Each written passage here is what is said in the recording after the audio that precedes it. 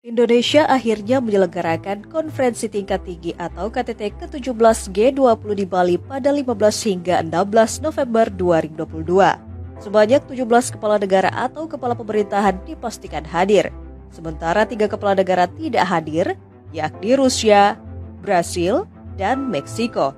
Khusus mengenai ketidakhadiran Presiden Rusia Vladimir Putin, Kremlin beralasan lebih pada masalah faktor keamanan dan tidak ingin merepotkan Indonesia selaku tuan rumah presidensi G20. Namun Rusia tetap berpartisipasi dalam perhelatan KTT G20 Bali dengan mengirimkan Menteri Luar Negeri Sergei Viktorovich Lavrov.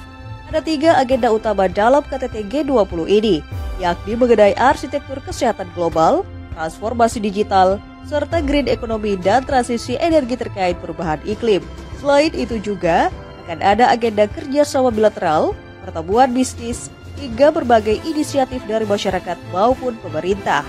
Namun banyak negara di dunia termasuk publik di tanah air berharap agar perhelatan KTT G20 Bali tidak hanya membicarakan agenda yang telah ditetapkan, tapi perlu juga pembahasan hal penting lainnya di luar agenda yang akan menentukan nasib dunia, yaitu pertemuan kepala negara dan kepala pemerintahan terkait perang di Ukraina, serta perdamaian dunia.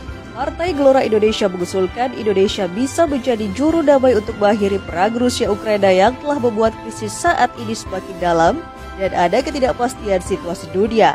Ekonomi global pada 2023 diprediksi akan memasuki awan gelap. Banyak negara terancam bangkrut, di samping ancaman krisis pangan dan energi. Meski Presiden Rusia Vladimir Putin tidak hadir, Indonesia diharapkan tetap memainkan perannya sebagai juru damai. Setidaknya kehadiran Presiden Amerika Serikat Joe Biden dan Presiden China Xi Jinping memberikan harapan dan bisa dimanfaatkan secara maksimal untuk perdamaian dunia.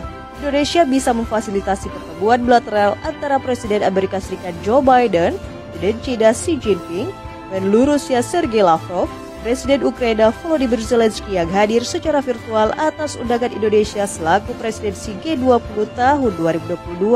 Pertemuan bilateral ini penting untuk digelar karena sesungguhnya perang Rusia-Ukraina adalah perang antara Rusia dengan NATO dan Uni Eropa yang dimotori Amerika Serikat dan Inggris. Merekalah yang selama ini menyokong Ukraina dengan uang dan persenjataan untuk melawan Rusia. Sementara China adalah sekutu Rusia bersama Belarusia, Iran, dan Korea Utara. Karena itu KTT G20 di Bali diharapkan dapat menghasilkan komunikasi penting untuk mengakhiri perang Rusia-Ukraina dan terciptanya perdamaian dunia, serta mencegah terjadinya perang dunia ketiga yang sudah diambang bata.